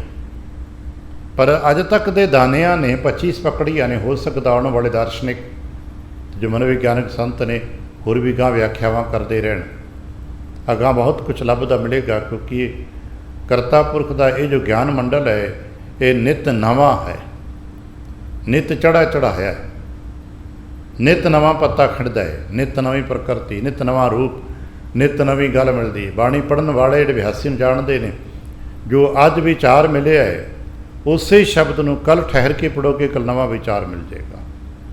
ਉਸੇ ਸ਼ਬਦ ਨੂੰ ਫਿਰ ਠਹਿਰ ਕੇ ਪੜ੍ਹਾਂਗੇ, ਨਵਾਂ ਵਿਚਾਰ ਮਿਲ ਜਾਏਗਾ, ਨਿਤ ਨਵਾਂ ਵਿਚਾਰ ਮਿਲਿਆ। ਕਈ ਵਾਰ ਜਾ ਕੇ ਐਸਾ ਵੀ ਹੋਏਗਾ ਕਿ ਜੋ ਪਹਿਲਾਂ ਵਿਚਾਰ ਮਿਲਿਆ ਸੀ, ਬਾਅਦ ਦਾ ਵਿਚਾਰ ਬਿਲਕੁਲ ਲੱਗੇਗਾ ਤਾਂ ਉਲਟਾ ਹੈ। ਉਲਟਾ ਨਹੀਂ ਹੈ, ਦੂਰ ਚਲੇ ਗਏ, ਬਹੁਤ ਵਿੱਚ ਗੈਪ ਹੋ ਗਏ। ਇਸ ਕਰਕੇ ਅਸੀਂ ਧਾਰੋ, ਧਾਰਨ ਦਾ ਮਤਲਬ ਹੈ ਧਾਰਨ ਕਰੋ। ਹੁਣੇ ਸਾਨੂੰ ਸਾਖੀ ਸੁਣਾਈ ਗਈ ਸੀ ਜੋ ਆਸਾ ਕੀ ਵਾਰ ਦੀ ਸੰਪੂਰਨਤਾ 'ਤੇ ਹੈ। ਆਮ ਤੌਰ 'ਤੇ ਕਦੇ ਕਦੇ ਸਿੱਖੇ ਨੇ ਸਾਖੀ ਨਾ ਸੁਣਾਓ, ਸਾਖੀ ਨਾ ਪੜ੍ਹੋ, ਪਰ ਗੁਰੂ ਤੇ ਰੋਜ਼ ਸਾਖੀ ਸੁਣਾਉਂਦੇ ਨੇ। ਪਰ ਗਿਆਨੀ ਇਸ ਨੂੰ ਇਤਿਹਾਸ ਕਹਿੰਦੇ ਨੇ। ਮਜ਼ੇ ਦੀ ਗੱਲ ਇਹ ਹੈ ਕਿ ਦੁਨੀਆ ਦੇ ਸਾਡੇ ਗਿਆਨੀ ਇਹਨੂੰ ਇਤਿਹਾਸ ਕਹਿੰਦੇ ਨੇ, ਪਰ ਮਹਾਰਾਜ ਰੋਜ਼ ਸੁਣਾਉਂਦੇ ਨੇ। ਆਸਾ ਕੀ ਵਾਰ ਤੋਂ ਰੋਜ਼ ਪੜ੍ਹਦੇ ਹਾਂ। ਹਰ ਜੁਗ ਜੁਗ ਭਗਤ ਤੋਂ ਪਾਇਆ, ਪੈਜ ਰੱਖਦਾ ਆ ਰਾਮ ਰਾਜੇ, ਹਰਨਾਕਸ਼ ਦੁਸ਼ਟ ਹਰ ਮਾਰਿਆ, ਪ੍ਰਹਿਲਾਦ ਤਰਾਇਆ। ਗਿਆਨੀਆਂ ਫਿਰ ਕਹਿਣਾ ਇਹ ਇਤਿਹਾਸ ਹੈ, ਪਰ ਮਹਾਰਾਜ ਨੇ ਕਹਿਣਾ ਨਹੀਂ, ਤੇਰੇ ਲਈ ਤੇ ਸੱਤ ਹੈ, ਮੇਰੇ ਲਈ ਤੇ ਸੱਤ ਹੈ। ਪਤਾ ਕਿਉਂ? ਕਿਉਂਕਿ ਗੁਰੂ ਸੁਣਾ ਰਹੇ ਨੇ। ਬਸ ਉਹਦਾ ਕੋਈ ਤਾਰੀਖੀ ਹਵਾਲਾ ਮਿਲੇਗਾ ਕਿ ਨਹੀਂ ਮਿਲੇਗਾ ਮੈਨੂੰ ਨਹੀਂ ਪਤਾ। ਜ਼ਮੀਨੀ ਹਕੀਕਤ ਵਿੱਚ ਦਾ ਕੋਈ ਨਿਸ਼ਾਨਦੇਹੀ ਮਿਲੇਗੀ ਕਿ ਨਹੀਂ ਪਤਾ ਨਹੀਂ, ਪਰ ਮੇਰੇ ਗੁਰੂ ਸੁਣਾਉਂਦੇ ਨੇ ਅਤੇ ਗੁਰੂ ਕਾ ਹਰ ਬੋਲ ਸੱਤ ਹੈ। ਗੁਰੂ ਝੂਠ ਥੋੜ੍ਹਾ ਸੁਣਾਉਣਗੇ। ਅਸਾਂ ਨੇ ਆਪਣੇ ਆਪ ਨੂੰ ਉਨੇ ਥਾਂ 'ਚ ਸਥਾਪਿਤ ਕਰ ਲੈਣਾ ਹੈ। ਜਿਵੇਂ ਅਬੋਧ ਬਾਲਕ ਕਹਿੰਦਾ ਹੈ, ਉਹਨੂੰ ਇੰਨਾ ਪਤਾ ਹੁੰਦਾ ਕਿ ਮਾਂ ਸੱਚ ਬੋਲਦੀ। ਬਸ ਅਬੋਧ ਬਾਲਕ ਇੱਥੇ ਟਿਕਿਆ ਹੁੰਦਾ ਕਿ ਮਾਂ ਜੋ ਕਹਿੰਦੀ ਸੱਚ ਕਹਿੰਦੀ। ਬਾਹਰ ਜਾ ਕੇ ਕਹਿੰਦਾ ਵੀ ਨਹੀਂ, ਮਾਂ ਨੇ ਕਿਹਾ। ਅਸੀਂ ਆਪਣੇ ਦਰਸ਼ਨ ਵੀ ਕਦੇ ਵੇਖੇ ਆਪਣੇ ਘਰਾਂ 'ਚ। ਛੋਟਾ ਜਿਹਾ ਲਗਭਗ 4 ਕੁ ਸਾਲ ਤੋਂ ਛੋਟਾ ਬਾਲਕ, ਜਿਸ ਨੂੰ ਅਜੇ ਦੁਨੀਆ ਦੀ ਵਿਦਿਆ ਨਹੀਂ ਮਿਲੀ, ਉਹ ਜਾਣਦਾ ਹੈ ਕਿ ਮਾਂ ਸੱਚ ਬੋਲਦੀ ਹੈ। ਪਰ ਜਦੋਂ ਦੁਨੀਆ ਦੀ ਵਿਦਿਆ ਮਿਲ ਜਾਂਦੀ ਹੈ, ਫਿਰ ਉਹੀ ਆਪਣੀ ਮਾਂ ਨੂੰ ਆ ਕੇ ਕਹਿੰਦਾ, ਮਾਂ ਤੈਨੂੰ ਤੇ ਕੁਝ ਵੀ ਨਹੀਂ ਪਤਾ। ਸਾਡੇ ਘਰਾਂ 'ਚ ਨਿੱਤ ਵਰਤਦਾ ਹੈ, ਪਰ ਇਨਸਾਨ ਨਿੱਤ ਹੁੰਦਾ ਹੈ, ਸਦੀਆਂ ਤੋਂ ਹੁੰਦਾ ਹੈ, ਸਦੀਆਂ ਤੱਕ ਹੁੰਦਾ ਰਹਿਣਾ ਹੈ। ਇੱਕ ਪ੍ਰਕਿਰਤੀ ਹੈ, ਇਹ ਕੁਦਰਤ ਹੈ, ਔਰ ਇਹ ਕੁਦਰਤੀ ਹੋਣਾ ਹੈ। ਹਰ ਬਾਲਕ ਨੇ ਪਹਿਲਾਂ ਕਹਿਣਾ ਮਾਂ ਸੱਚ ਬੋਲਦੀ ਹੈ, ਅਤੇ ਉਸੇ ਬਾਲਕ ਨੇ ਬਾਅਦ ਵਿੱਚ ਕਹਿਣਾ ਹੁੰਦਾ, ਮਾਂ ਤੈਨੂੰ ਕੁਝ ਨਹੀਂ ਪਤਾ, ਤੂੰ ਘਰ ਬਹਿ, ਤੈਨੂੰ ਨਹੀਂ ਕੁਝ ਪਤਾ। ਇਹਦੇ ਵਿੱਚ ਅਸੀਂ ਵੇਖਦੇ ਹਾਂ, ਪਹਿਲਾਂ ਸ਼ਰਧਾ ਦੇ ਇੱਕ ਦੌਰ 'ਚ ਅਸੀਂ ਕਹਿੰਦੇ ਹਾਂ ਸਭ ਸੱਤ ਹੈ। ਜਦੋਂ ਥੋੜ੍ਹਾ ਜਿਹਾ ਦੁਨੀਆ ਦਾ ਗਿਆਨ ਲੱਗਣ ਲੱਗਣੇ, ਇਹ ਥੋੜ੍ਹਾ ਸੱਤ, ਇਹ ਕਿੱਦਾਂ ਹੋ ਸਕਦਾ, ਇਹ ਅਨਲੌਜੀਕਲ ਹੈ, ਇਹ ਨਹੀਂ ਹੋ ਸਕਦਾ। ਪਰ ਫਿਰ ਜਾ ਕੇ ਪਤਾ ਲੱਗਦਾ ਨਹੀਂ, ਸੱਤ ਹੈ। ਬ੍ਰਹਮੰਡੀ ਪਸਾਰ 'ਚ ਸਭ ਕੁਝ ਸੰਭਵ ਹੈ। ਕਿਰਪਾ ਧਾਰਨ ਕੀਤੀ ਜਾ ਸਕਦੀ। ਕਿਵੇਂ ਕਰਾਂਗੇ? ਜਿਹਦੀ ਗਾਥਾ ਦੀ ਗੱਲ ਕਰਨ ਲੱਗਾ ਸਾਂ, ਉਹਦੇ ਵਿੱਚ ਜਦੋਂ ਭਗਤ ਨੂੰ ਸਤਾਇਆ ਗਿਆ ਹੈ, ਉਦੋਂ ਪ੍ਰਭੂ ਨੇ ਕੀ ਧਾਰਨ ਕੀਤਾ? ਕਿਰਪਾ। ਉਦੋਂ ਪ੍ਰਭੂ ਨੇ ਕ੍ਰੋਧ ਨੂੰ ਧਾਰਨ ਕੀਤਾ ਹੈ। ਉਦੋਂ ਪ੍ਰਭੂ ਨੇ ਕ੍ਰੋਧ ਨੂੰ ਧਾਰਨ ਕੀਤਾ ਹੈ। ਜਿਸ ਕ੍ਰੋਧ ਦੇ ਸਦਕੇ ਦੁਨੀਆ ਥਰਥਰਾ ਉੱਠੀ ਹੈ, ਔਰ ਉਸ ਕ੍ਰੋਧ ਦੇ ਧਾਰਨ ਕਰਨ ਨਾਲ ਇਹ ਨਹੀਂ ਕਿ ਪ੍ਰਮਾਤਮਾ ਕ੍ਰੋਧੀ ਹੋ ਗਏ ਨੇ। ਪ੍ਰਮਾਤਮਾ ਨੇ ਕੁਝ ਸਮੇਂ ਲਈ ਉਹ ਰੂਪ ਜੋ ਧਾਰਨ ਕੀਤਾ ਹੈ, ਜੋ ਰੂਪ ਬਣਿਆ ਹੋਇਆ ਹੈ, ਉਸ ਰੂਪ ਦੇ ਵਿੱਚ ਕ੍ਰੋਧ ਨੂੰ ਧਾਰਨ ਕਰ ਲਿਆ। ਔਰ ਜ਼ਿਕਰ ਹੈ ਗੁਰਬਾਣੀ 'ਚ, ਆਪਣੇ ਪਾਠ ਕਰਦੇ ਪੜ੍ਹਿਆ ਹੋਣਾ, ਜਦੋਂ ਨਰਸਿੰਘ ਨੂੰ ਮਾਰ ਦਿੱਤਾ ਹੈ ਤੇ ਉਹਦੇ ਕ੍ਰੋਧ ਦਾ ਜੋ ਤੇਜ ਹੈ, ਇਤਨਾ ਤੇਜ ਹੈ ਕਿ ਕੋਈ ਜੀ, ਕੋਈ ਉਸ ਵਕਤ ਦਾ, ਉਸ ਲੈਵਲ ਦਾ ਜੋ ਦੇਵੀ ਦੇਵਤੇ ਆਪਾਂ ਕਹਿ ਸਕਦੇ ਹੁੰਦੇ ਹਾਂ, ਕੋਈ ਉੱਥੇ ਪ੍ਰਮਾਤਮਾ ਦੇ ਨੇੜੇ ਨਹੀਂ ਜਾਂਦਾ। ਉਦੋਂ ਕੋਈ ਨੇੜੇ ਨਹੀਂ ਜਾ ਰਿਹਾ। ਤੇ ਸਾਰਿਆਂ ਨੇ ਅਖੀਰ ਤੇ ਫਿਰ ਬੇਨਤੀ ਕੀਤੀ, ਲక్ష్ਮੀ ਭੈ ਕਰੇ। ਇੱਥੇ ਕਹਿੰਦੇ ਲਕਸ਼ਮੀ ਵੀ ਭੈ ਕਰ ਬੈਠੀ। ਦੇਵਤੇ ਸਾਰੇ ਭੈ ਕਰਦੇ ਸਨ, ਪਰ ਉਹ ਵੀ ਨੇੜੇ ਨਾ ਗਈ। ਆਖਿਰ ਉਹਨਾਂ ਪ੍ਰਹਲਾਦ ਨੂੰ ਕਿਹਾ, ਪ੍ਰਹਲਾਦ ਤੂੰ ਜਾ, ਤੂੰ ਮਨਾ ਇਹਨੂੰ ਕਿ ਕ੍ਰੋਧ ਧਾਰਨ ਕੀਤਾ, ਕ੍ਰੋਧ ਉਤਾਰ ਦੇਵੇ। ਤੇ ਪ੍ਰਹਲਾਦ ਚਰਣੀ ਲੱਗਾ, ਆਏ ਪ੍ਰਹਲਾਦ। ਦਸ਼ਮੇਸ਼ ਦਾ ਇੱਕ ਨਿੱਕਾ ਜਿਹਾ ਰੂਪ ਆਪਾਂ ਦੇਖਿਆ ਹੋਣਾ, ਜਿਨ੍ਹਾਂ ਨੇ ਭੰਗਾਣੀ ਦਾ ਜੰਗ ਇਤਿਹਾਸ ਪੜ੍ਹਿਆ ਉਹਨੂੰ ਪਤਾ ਹੋਏਗਾ। ਅਸੀਂ ਕਦੇ ਕਦੇ ਕੀਰਤਨਾਂ 'ਚ ਸੁਣਿਆ, ਜਬ ਹੈ ਬਾਣ ਲਾਗਿਓ ਤਬ ਹੈ ਰੋਸ ਜਾਗਿਓ। ਇਹਦਾ ਮਤਲਬ ਰੋਸ ਦੇ ਅੰਦਰ ਸੀਗਾ ਨਾ, ਪਰ ਕਾਬੂ 'ਚ ਸਵਾ ਕੇ ਰੱਖਿਆ ਸੀ। ਕ੍ਰੋਧ ਨੂੰ, ਆਪਣੇ ਉਸ ਤੇ ਜੋਸ਼ ਨੂੰ, ਉਸ ਜੋਸ਼ੀਲੇਪਨ ਨੂੰ ਸਵਾ ਕੇ ਟਿਕਾ ਕੇ ਰੱਖਿਆ ਹੋਇਆ ਸੀ। ਪਰ ਜਦੋਂ ਉਹ ਬਾਣ ਮਹਾਰਾਜ ਦੇ ਤਨ ਤੱਕ ਪਹੁੰਚ ਗਿਆ ਹੈ, ਜਿਹਦੇ ਬਾਬਤ ਕਿਹਾ, ਚੁਭੀ ਚਰਮ ਚਿੰਚ ਕਸ਼ਚਰਮ ਕਛੁਕਾਵ ਨਾ ਆਇਓ, ਜੋ ਇੰਨੀ ਜ਼ੋਰ ਨਾਲ ਅਗਲੇ ਨੇ ਮਾਰਿਆ ਕਿ ਕਮਰ 'ਚ ਜੋ ਕਮਰ ਕੱਸੇ ਦੇ ਉੱਤੇ ਪੇਟੀ ਬੰਨੀ ਸੀ, ਉਹਨੂੰ ਵਿੰਨ ਕੇ ਚੁੰਝ ਪੇਟ ਤੱਕ ਖੁੱਭ ਗਈ ਹੈ। ਅਤੇ ਮਹਾਰਾਜ ਕਹਿਣ ਲੱਗੇ, ਫਿਰ ਮੇਰੇ ਅੰਦਰ ਦਾ ਜੋ ਰੋਸ ਸੀਗਾ ਉਹ ਜਾਗ ਪਿਆ। ਅਤੇ ਫਿਰ ਰੋਸ ਜਾਗਣਾ ਕੀ ਕਰ ਲੈ, ਕਮਾਣੰ ਹਣੰ ਬਾਣ ਤਾਣੰ ਹਰੀ ਚੰਦ ਮਾਰੇ ਸੁਜੋਦਾ ਲਤਾਰੇ, ਭਈ ਜੀਤ ਮੇਰੀ ਕਿਰਪਾ ਕਾਲ ਕੇਰੀ। ਜਿਸ ਤਰ੍ਹਾਂ ਸਮੇਂ ਦੇ ਮੁਤਾਬਕ ਕ੍ਰੋਧ ਧਾਰਨ ਹੁੰਦਾ ਹੈ, ਇਸੇ ਤਰ੍ਹਾਂ ਸਮੇਂ ਦੇ ਮੁਤਾਬਕ ਹੀ ਕਿਰਪਾ ਧਾਰਨ ਹੁੰਦੀ ਹੈ। ਅਸੀਂ ਬੇਨਤੀ ਕਰਦੇ ਹਾਂ, ਸੱਚੇ ਪਾਤਸ਼ਾਹ ਸਾਡੇ ਵਾਸਤੇ ਕਿਰਪਾ ਧਾਰਨ ਕਰੋ, ਕਿਉਂਕਿ ਅਸੀਂ ਛੋਟੇ ਛੋਟੇ ਜੀਅ ਹਾਂ, ਅਪਰਾਧੀ ਹਾਂ। ਜ਼ਿਕਰ ਨਾ ਹਮ ਪਾਪੀ, ਹਮ ਪਾਪੀ ਨਿਰਗੁਣ ਦੀਨ। ਮਹਾਰਾਜ ਸਾਨੂੰ ਕਿਰਪਾ ਧਾਰਨ ਕਰੋ, ਤਾਂ ਹੀ ਸਾਨੂੰ ਕਿਰਪਾ ਮਿਲੇਗੀ ਨਾ। ਸੰਸਾਰ ਦਾ ਦਰਸ਼ਨ ਵੀ ਇਹ ਕਹਿੰਦਾ ਹੈ ਕਿ ਜੋ ਕੁਝ ਉਸ ਵਕਤ ਤੁਸਾਂ ਨੇ ਧਾਰਨ ਕੀਤਾ, ਤੁਸੀਂ ਉਹ ਹੀ ਦਿੰਦੇ ਹੋ। ਜੋ ਤੁਹਾਡੇ ਕੋਲ ਹੈ ਤੁਸੀਂ ਉਹ ਦਿੰਦੇ ਹੋ, ਅਤੇ ਜੋ ਤੁਸਾਂ ਰੱਖਿਆ ਹੀ ਨਹੀਂ ਆਪਣੇ ਕੋਲ ਨਹੀਂ ਦਿਓਗੇ। ਪਰਮਾਤਮਾ ਦੇ ਕੋਲ ਬੇਅੰਤ ਪਦਾਰਥ ਨੇ, ਬੇਅੰਤ ਬਖਸ਼ਿਸ਼ਾਂ ਨੇ, ਬੇਅੰਤ ਰੂਪ ਨੇ, ਬੇਅੰਤ ਦੀਆਂ ਅਵਸਥਾਵਾਂ ਨੇ, ਬੇਅੰਤ ਹੀ ਬੇਅੰਤ ਸਭ ਕੁਛ। ਅਤੇ ਅਸੀਂ ਬੇਨਤੀ ਅੱਜ ਕਰਦੇ, ਮਹਾਰਾਜ ਮੇਰੇ ਸਾਡੇ 'ਤੇ ਕਿਰਪਾ ਕਰਨੀ ਹੈ ਨਾ, ਤੁਸੀਂ ਕਿਰਪਾ ਧਾਰਨ ਕਰੋ। ਹਰ ਧਾਰੋ ਕਿਰਪਾ। ਇਹ ਸੱਚੇ ਪਾਤਸ਼ਾਹ ਤੁਸੀਂ ਧਾਰੋ, ਪਹਿਲਾਂ ਤੁਸੀਂ ਧਾਰੋ, ਤੁਸੀਂ ਧਾਰੋਗੇ। ਅਤੇ ਜਿਹਨੂੰ ਅਸੀਂ ਕਦੇ ਕਦੇ ਆਪਣੀ ਸਰਲ ਪੰਜਾਬੀ 'ਚ ਕਹਿ ਦਿੰਦੇ ਸਾਂ, ਵੱਡੇ ਸਾਖੀਕਾਰ ਹੱਕ ਅਤੇ ਵਡੇਰਿਆਂ ਤੋਂ ਸੁਣਦੇ ਕਿ ਮਹਾਰਾਜ ਕਿਰਪਾ ਦੇ ਘਰ ਆਏ। ਪੁਰਾਣੇ ਕਥਾ ਸਾਖੀਕਾਰਾਂ 'ਚ ਕਹਿੰਦੇ ਹੁੰਦੇ ਸੀ, ਮਹਾਰਾਜ ਕਿਰਪਾ ਦੇ ਘਰ ਆ ਗਏ। ਅਤੇ ਕਿਰਪਾ ਦਾ ਘਰ ਕਿਹੜਾ ਹੈ? ਇੱਕ ਅਵਸਥਾ ਬਦਲੀ, ਸਥਿਰ। ਅਤੇ ਕਿਉਂਕਿ ਆਮ ਤੌਰ 'ਤੇ ਜੋ ਮਹਾਰਾਜ ਦਾ ਸਰੂਪ ਹੈ ਉਹ ਨਿਊਟਰਲ ਹੈ, ਨਾ ਕਿਸੇ 'ਤੇ ਕ੍ਰੋਧ ਕਰਦੇ ਨੇ, ਨਾ ਕਿਸੇ 'ਤੇ ਕਿਰਪਾ ਕਰਦੇ ਨੇ, ਬਿਲਕੁਲ ਨਿਊਟਰਲ ਹੈ। ਮਨੁੱਖ ਆਪਣੇ ਕਰਮ ਕਰਾ ਭੋਗੀ ਜਾਂਦਾ, ਕਰੀ ਜਾਂਦਾ, ਭੋਗੀ ਜਾਂਦਾ, ਉਹ ਨਿਊਟਰਲ ਦੇਖੀ ਜਾਂਦਾ। ਉਹ ਬੈਠਾ ਵੇਖੇ ਵੱਖ ਇਕੇਲਾ, ਉਹ ਬਿਲਕੁਲ ਨਿਊਟਰਲ। ਸਾਡੇ ਕੀਤੇ ਕਰਮਾਂ ਨੂੰ, ਸਾਡੇ ਕੀਤੇ ਧਰਮਾਂ ਨੂੰ, ਸਾਡੇ ਕੀਤੇ ਸੁਭਾਵਾਂ ਨੂੰ ਸਭ ਕੁਝ ਵੇਖੀ ਜਾਂਦੇ ਨੇ ਕਿ ਸਭ ਕੁਝ ਕਰਤੇ ਦੇ ਹੁਕਮ 'ਚ ਆਟੋਮੈਟਿਕ ਹੋਈ ਜਾਣਾ। ਅਸਾਂ ਆਪਣੇ ਕੀਤੇ ਦਾ ਭੋਗੀ ਜਾਣਾ। ਕਦੇ ਕਦੇ ਕੋਈ ਗੁਰਮੁਖਾਂ ਦਾ ਕਹਿੰਦਾ, ਭਾਈ ਮੰਨ ਲਓ ਗੱਲ ਕਰਤੇ ਦੀ, ਆ ਕਰ ਆਪ ਨਾ ਲਓ, ਠੀਕ ਹੈ, पर करता फिर भी कुछ नहीं। हाँ, जदों किते कोई जी एक उच्चे लैवल ਨੂੰ ਛੂਹ ਲੈਂਦਾ ਹੈ, ਫਿਰ ਉਹਦੇ ਵਾਸਤੇ ਕਰਤੇ ਦਾ ਇੱਕ ਨਵਾਂ ਰੂਪ ਵਟਾਇਆ ਦਾ। ਸਤਿਗੁਰੂ ਨਾਨਕ ਰੂਪ ਵਟਾਇਆ, ਜਿਵੇਂ ਆਪਾਂ ਪੜ੍ਹਦੇ ਨਾ, ਇਵੇਂ ਕਰਤਾ ਵੀ ਰੂਪ ਧਾਰਨ ਕਰਦਾ ਹੈ। ਔਰ ਜਦੋਂ ਕਰਤਾ ਰੂਪ ਧਾਰਨ ਕਰਦਾ ਹੈ, ਉਹ ਉਦੋਂ ਆਪਣੇ ਕਿਸੇ ਭਗਤ ਨੂੰ, ਕਿਸੇ ਪਿਆਰੇ ਦੇ ਉਧਾਰ ਵਾਸਤੇ ਰੂਪ ਧਾਰਨ ਕਰਦਾ ਹੈ, ਅਤੇ ਆਪਣੇ ਪਿਆਰੇ ਦਾ ਉਧਾਰ ਕਰਕੇ ਫਿਰ ਰੂਪ ਵਟਾ ਲੈਂਦਾ ਹੈ। ਅਸੀਂ ਕਈ ਰੂਪ ਦੇਖੇ ਉਹਨਾਂ ਦੇ, ਪਤਾ ਨਹੀਂ ਅਸੀਂ ਇੱਕ ਦੂਜੇ ਨੂੰ ਕਹਿ ਨਹੀਂ ਪਾਉਂਦੇ, ਸਮਝਾ ਨਹੀਂ ਪਾਉਂਦੇ, ਪਰ ਪਾਵਨ ਬਾਣੀ ਦੇ ਰਾਹੀਂ ਸਤਿਗੁਰੂ ਨੇ ਉਹਨਾਂ ਦੇ ਕਰਤਾ ਪੁਰਖ ਵਾਹਿਗੁਰੂ ਜੀ ਦੇ ਸਮੇਂ-ਸਮੇਂ ਧਾਰੇ ਹੋਏ ਕਈਆਂ ਰੂਪਾਂ ਦਾ ਜ਼ਿਕਰ ਕੀਤਾ ਹੈ। ਖਾਸ ਕਰਕੇ ਭਗਤ ਨਾਮਦੇਵ ਜੀ ਦੇ ਬਾਬਤ ਕਿਹਾ ਜਾਂਦਾ, ਉਹਨਾਂ ਦੇ ਵਾਸਤੇ 72 ਵਾਰ ਐਸੇ ਰੂਪ ਧਾਰਨ ਹੋਏ ਨੇ ਜੋ ਦੁਨੀਆ 'ਚ ਅੱਜ ਤੱਕ ਨਹੀਂ ਹੋਏ, ਵਿਲੱਖਣ ਨੇ। ਅਸੀਂ ਸੁਣਿਆ, ਰੋਜ਼ਾਨਾ ਪੜ੍ਹਦੇ ਹੁੰਦੇ ਵੇ ਕਈ ਵਾਰ, ਗਰੁੜ ਚੜ੍ਹੇ ਗੋਬਿੰਦ ਆਇਲਾ, ਇੱਕ ਰੂਪ ਹੈ ਉਹਦਾ। ਕਿਉਂਕਿ ਪਾਵਨ ਬਾਣੀ 'ਚ ਕੀਰਤਨ 'ਚ ਗਾਇਆ ਜਾਂਦਾ, ਸੱਤ ਹੋਏਗਾ ਨਾ। ਹੁਣ ਇਸ ਨੂੰ ਕੋਈ ਕਹੇਗਾ ਨਹੀਂ ਕਿ ਝੂਠ ਹੈ।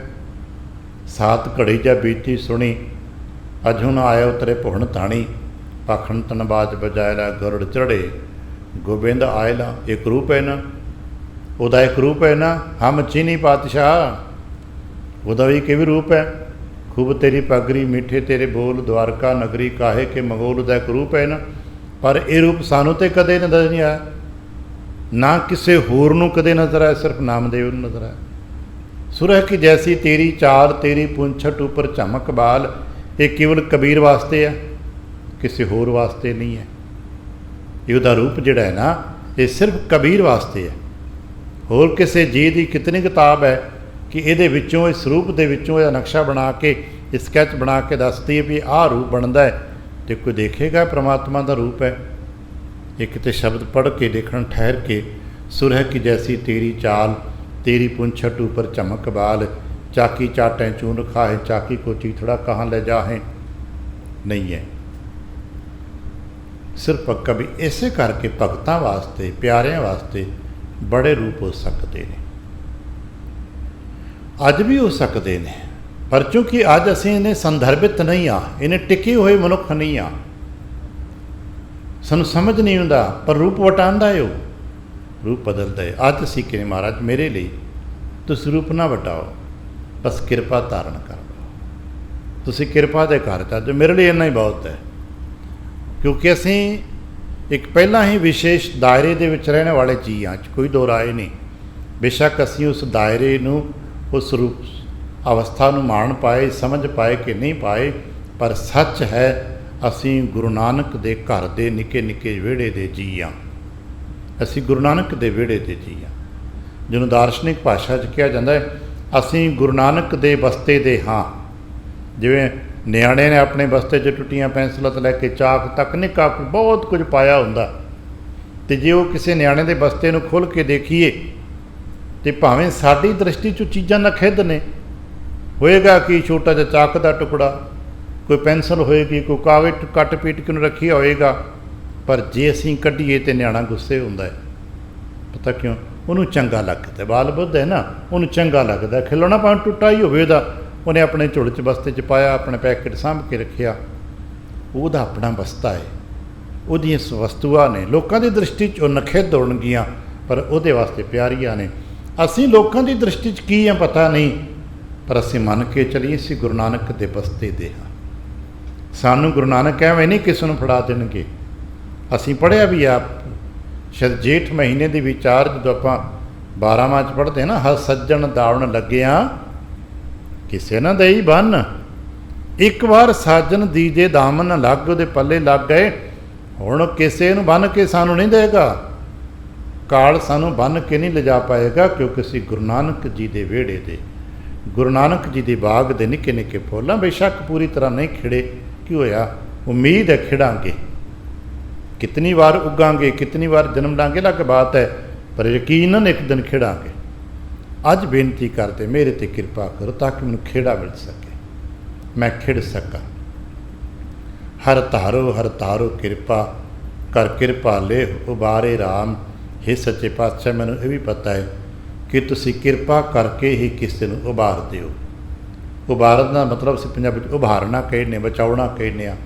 ਇਹਨੂੰ ਮੰਨਿਆ ਜਾਂਦਾ ਕਿ ਜਿਵੇਂ ਕੋਈ ਡੁੱਬ ਰਿਹਾ ਹੋਵੇ ਤੇ ਡੁੱਬਦੇ ਨੂੰ ਉੱਚਾ ਉਠਾਉਣਾ। ਉਭਾਰਨ ਦਾ ਮਤਲਬ ਹੁੰਦਾ ਨੀਵੇਂ ਡਿੱਗੇ ਹੋਏ ਨੂੰ ਉੱਚਾ ਉਠਾਉਣਾ। ਮਹਾਰਾਜ ਤੁਸੀਂ ਹੀ ਹੋ ਜੋ ਨੀਵੇਂ ਡਿੱਗੇ ਹੋਏ ਜੀਆਂ ਨੂੰ ਕਿਰਪਾ ਕਰਕੇ ਉਭਾਰਦੇ ਹੋ। ਚਲੋ ਇੱਕ ਇਤਿਹਾਸ ਦੀ ਗਾਥਾ ਹੀ ਸਹੀ ਅਸਾਂ ਸਾਰਿਆਂ ਸੁਣੀ ਪੜ੍ਹੀ ਹੈ। ਭਾਈ ਜੋਗਾ ਸਿੰਘ ਵਿਕਾਰ ਦੀ ਦਲਦਲ 'ਚ ਡਿੱਗ ਚੱਲਿਆ ਸੀ, ਪਰ ਮਹਾਰਾਜ ਨੇ ਕਿਰਪਾ ਧਾਰਨ ਕੀਤੀ।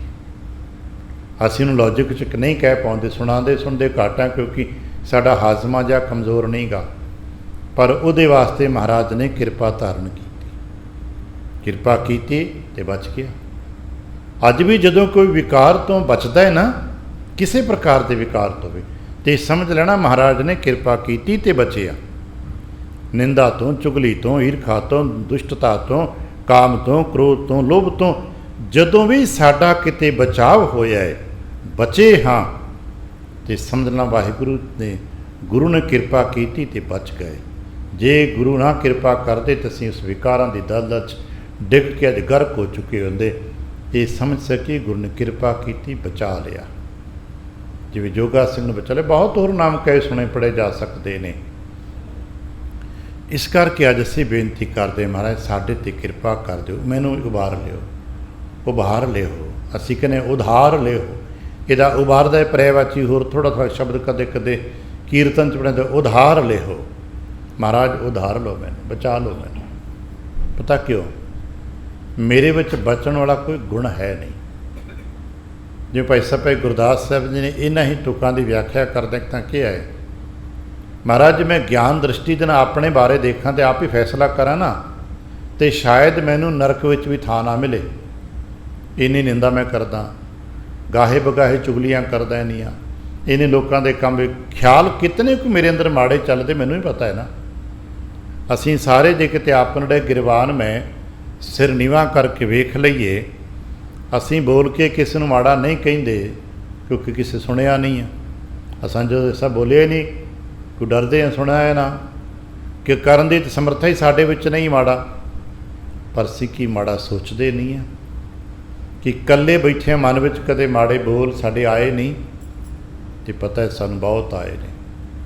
ਜਦੋਂ ਵੀ ਕਿਸੇ ਤੋਂ ਜਰਾ ਕੋਈ ਪਰੇਸ਼ਾਨ ਹੋਏ ਆ, ਉਹਦੇ ਪ੍ਰਤੀ ਸਾਡੇ ਮਨ 'ਚ ਤਰ੍ਹਾਂ ਤਰ੍ਹਾਂ ਦੇ ਪੁੱਠੇ ਸਿੱਧੇ ਸੰਕਲਪ ਆਉਂਦੇ ਨੇ। ਲਗਭਗ ਸਾਰਿਆਂ ਦੇ ਆਉਂਦੇ ਨੇ। ਸਿਰਫ ਸੰਤ ਹੀ ਹੈ ਜੋ ਇਸ ਸੰਕਲਪਾਂ ਦੇ ਇਸ ਜ਼ਹਿਰੀਲੇ ਪ੍ਰਭਾਵ ਤੋਂ ਬਚ ਜਾਂਦਾ ਹੈ, ਨਹੀਂ ਤੇ ਅਸੀਂ ਤੁਸੀਂ ਸਭ ਆਉਂਦੇ ਆ। ਨੈਗੇਟਿਵਿਟੀ ਕਿਹਦੇ ਅੰਦਰ ਨਹੀਂ ਹੁੰਦੀ, ਨਕਾਰਾਤਮਕ ਖਿਆਲ ਕਿਹਦੇ ਅੰਦਰ ਨਹੀਂ ਹੁੰਦੇ, ਲਗਭਗ ਸਭ ਦੇ। ਹਾਂ, ਬਸ ਅਨੁਪਾਤ ਹੁੰਦਾ ਹੈ। ਸਿਆਣੇ ਹੈ ਉਸ ਨੂੰ ਦਬਾ ਲੈਂਦੇ ਨੇ, ਨਾਦਾਨ ਉਹਦੇ ਵਿੱਚ ਪਰਵਰਤ ਹੋ ਜਾਂਦੇ ਨੇ। ਇਸ ਕਰਕੇ ਕਹਿੰਦੇ ਆਪਣੇ ਕਰਮ ਕਰ ਨਰਕ ਹੁਣਾ ਠੌਰ ਪਾਵਾ। ਜੇ ਮੇਰੇ ਕਿਤੇ ਨਾ ਕਰਮਾਂ ਨੂੰ ਤੁਸੀਂ ਦੇਖਣ ਲੱਗ ਪਾਓ, ਪਕੜਨ ਲੱਗ ਪਾਓ, ਤੇ ਸ਼ਾਇਦ ਮੈਂ ਨਰਕਾਂ ਵਿੱਚ ਵੀ ਥਾਂ, ਪਰ ਮੈਂ ਫਿਰ ਵੀ ਟਿਕਿਆ ਹੋਇਆ। ਪਤਾ ਕਿਉਂ? ਤੇਰੀ ਆਸ ਤੇ ਤੇਰੀ ਕਿਰਪਾ ਤੇ। ਹਮ ਪਾਪੀ ਨਿਰਗੁਣ ਦੀਨ। ਪਾਤਸ਼ਾਹ ਦਰਅਸਲ ਮੈਂ ਪਾਪੀ ਹਾਂ, ਅਪਰਾਧੀ ਗੁਨਹਗਾਰ। ਅਸੀਂ ਗੁਨਾਹ ਕੀਤੇ ਨੇ, ਅਸੀਂ ਪਾਪ ਕੀਤੇ ਨੇ। ਕਿਹੜੇ ਪਾਪ ਕੀਤੇ ਨੇ ਸਾਨੂੰ ਪਤਾ ਹੀ ਨਹੀਂ ਉਹਦਾ। ਸਿਆਣੇ ਮੰਨਦੇ ਨੇ ਕਿ ਵੱਡੇ ਪ੍ਰਕਾਰ 3 ਪ੍ਰਕਾਰ ਦੇ ਪਾਪ ਹੁੰਦੇ ਨੇ। ਫਿਰ ਗਾਂ ਦਰਸ਼ਨਾਂ ਵਾਲੇ 10 ਪ੍ਰਕਾਰ ਦੇ ਪਾਪ ਤੱਕ ਦੱਸ ਦਿੱਤਾ ਹੈ। ਜੇ 10 ਤੋਂ 3 ਤੇ 3 ਤੋਂ 1 ਤੇ ਆ ਜਾਈਏ ਤੇ ਉਹ ਹਰ ਬੋਲ ਪਾਪ ਹੈ, ਜਿਹਦੇ ਨਾਲ ਕਿਸੇ ਦੇ ਤਨ ਤੇ, ਕਿਸੇ ਦੇ ਮਨ ਤੇ, ਕਿਸੇ ਦਾ ਧਨ ਦਾ ਨੁਕਸਾਨ ਹੁੰਦਾ ਹੋਵੇ। ਜਿਸ ਬੋਲ ਦੇ ਨਾਲ ਕਿਸੇ ਦਾ ਦਿਲ ਦੁਖਦਾ ਹੋਵੇ ਉਹ ਬੋਲ ਪਾਪ ਕੈਟਾਗਰੀ 'ਚ ਆਏਗਾ। ਜਿਸ ਕਰਮ ਦੇ ਨਾਲ ਕਿਸੇ ਧਨ ਦਾ ਨੁਕਸਾਨ ਸਾਡੇ ਦੁਆਰਾ ਹੁੰਦਾ ਹੈ ਉਹ ਪਾਪ ਕੈਟਾਗਰੀ 'ਚ ਆਉਂਦਾ ਹੈ। ਜੇ ਸਾਡੇ ਕਰਮ ਦੇ ਨਾਲ ਕਿਸੇ ਦੀ ਇੱਜ਼ਤ 'ਤੇ ਫਰਕ ਪੈਂਦਾ ਹੈ ਉਹ ਪਾਪ ਦੀ ਕੈਟਾਗਰੀ 'ਚ ਹੁੰਦਾ। ਤੇ ਸਾਡੇ ਤੋਂ ਗਾਹੇ ਬਗਾਹੇ ਹੁੰਦੇ ਨਾ, ਬਹੁਤ ਵਾਰ ਹੋ ਜਾਂਦੇ ਨੇ। ਇਸ ਕਰਕੇ ਮਹਾਰਾਜ ਅਰਦਾਸ ਕਰਿਆ ਕਰੀਏ, ਭਾਵੇਂ ਪ੍ਰਤੱਖ ਅਸਾਂ ਕੋਈ ਵੱਡਾ ਗੁਨਾਹ ਨਹੀਂ ਕੀਤਾ ਹੁੰਦਾ, ਪਰ ਫਿਰ ਵੀ ਇਹ ਸਾਰੇ ਅਭਿਆਸੀ ਇਸ ਸ਼ਬਦ ਨੂੰ ਬੜੇ ਆਨੰਦ ਵਿੱਚ ਗਾਉਂਦੇ ਨੇ, ਬੜੇ ਆਨੰਦ ਵਿੱਚ ਪੜ੍ਹਦੇ ਨੇ। ਹਰ ਤਾਰੋ ਕਿਰਪਾ ਕਰ, ਕਿਰਪਾ ਲਿਹੁ ਬਾਰੇ ਰਾਮ। ਤੇ ਦੇਖਿਆ ਅਭਿਆਸੀਆਂ ਨੂੰ ਜਦੋਂ ਇਹ ਤੁਕਾਂ ਪੜ੍ਹਦੇ ਨਾ, ਹਮ ਪਾਪੀ ਨਿਰਗੁਣ ਦੀਨ ਤੁਮਹਾਰੇ ਰਾਮ, ਬਹੁਤ ਸਾਰੇ ਅਭਿਆਸੀ ਦੀ ਗੱਚ ਭਰ ਜਾਂਦੇ, ਕਿਉਂਕਿ ਆਪਣੇ ਅੰਦਰ ਦੇ ਵਿਕਾਰ ਪ੍ਰਗਟ ਹੋਣ ਲੱਗ ਪੈਂਦੇ। ਆਪਣੇ ਅੰਦਰ ਦੀਆਂ ਕਮੀਆਂ ਉਜਾਗਰ ਹੋਣ ਲੱਗ ਪੈਂਦੀਆਂ, ਆਪਣੇ ਅੰਦਰ ਦੀਆਂ ਗੁਨਾਹਾਂ ਗਲਤੀਆਂ ਦਿਸਣ ਲੱਗ ਪੈਂਦੀਆਂ। ਗੁਰਦੇਵ ਕਿਰਪਾ ਕਰਨ ਸਾਨੂੰ ਵੀ ਆਪਣੇ ਅੰਦਰ ਦੀਆਂ ਗਲਤੀਆਂ ਅਤੇ ਗੁਨਾਹਾਂ ਦੇ ਦਰਸ਼ਨ ਹੋਵਣ, ਕਿਉਂਕਿ ਗਲਤੀਆਂ ਦਿਸਣਗੀਆਂ ਅਤੇ ਛੁੱਟਣਗੀਆਂ ਨਾ। ਜੇ ਗਲਤੀਆਂ ਦਿਸੀਆਂ ਹੀ ਨਾ ਅਤੇ ਛੁੱਟਣਗੀਆਂ ਨਹੀਂ, ਉੱਥੇ ਟਿਕੀਆਂ ਰਹਿਣਗੀਆਂ। ਜਿਹੜਾ ਦਾਗ ਦਿਸ ਪਏ ਉਹਨੂੰ ਤੇ ਧੋ ਲਈਦਾ ਹੈ, ਅਤੇ ਦਾਗ ਦਿਸੇ ਹੀ ਨਾ, ਮੈਲ ਬਰਕਰਾਰ ਤੇ ਨਹੀਂ ਧੋਤਾ ਜਾਂਦਾ। ਇਸ ਕਰਕੇ ਕਿਸੇ ਹੋਰ ਨੂੰ ਸਾਡੀਆਂ ਗਲਤੀਆਂ ਗੁਨਾਹਾਂ ਪ੍ਰਗਟ ਹੋਣ, ਉਸ ਤੋਂ ਪਹਿਲਾਂ ਸਾਨੂੰ ਖੁਦ ਨੂੰ ਪ੍ਰਗਟ ਹੋਣ, ਖੁਦ ਮਿਤਾ ਲੱਗੇ। ਭਾਈ ਸਾਹਿਬ ਸਾਨੂੰ ਕਹਿੰਦੇ ਹੁੰਦੇ ਸੀ ਮਾਫੀ ਮੰਗ ਲਓ। ਆ ਗੁਰਮਤਿ 'ਚ ਇੱਕ ਸੂਤਰ ਹੈ, ਅਰਦਾਸ ਵਿੱਚ ਆਪਾਂ ਉਸ ਨੂੰ ਭਾਵੇਂ ਰਟੰਤ ਹੀ ਸਹੀ ਕਹਿੰਦੇ ਜ਼ਰੂਰ ਆ, ਹਾਲਾਂਕਿ ਅਸੀਂ ਅਰਦਾਸ 'ਚ ਤਮਾਮ ਬੋਲਾਂ ਨੂੰ ਸਿਰਫ ਰਟ ਕੇ ਬੋਲਦੇ ਹਾਂ, ਅਤੇ ਸਭ ਨੂੰ ਪਤਾ ਹੁੰਦਾ ਭਾਈ ਨੇ ਰਟੇ ਨੇ, ਇਸ ਕਰਕੇ ਨੇ, ਅਤੇ ਬੋਲਣੇ ਹੀ ਬੋਲਣੇ ਨੇ। ਬਾਕੀ ਸਾਹਿਬ ਆਪਣੇ ਮੰਡਲ 'ਚ ਆਪਣੇ ਆਪ ਖਲੇ ਹੁੰਦੇ, ਪਰ ਬਹੁਤ ਭਾਵਪੂਰਤ ਨੇ। ਅਰਦਾਸ ਦਾ ਇੱਕ ਇੱਕ ਲਫ਼ਜ਼ ਬਹੁਤ ਭਾਵਪੂਰਤ ਹੈ।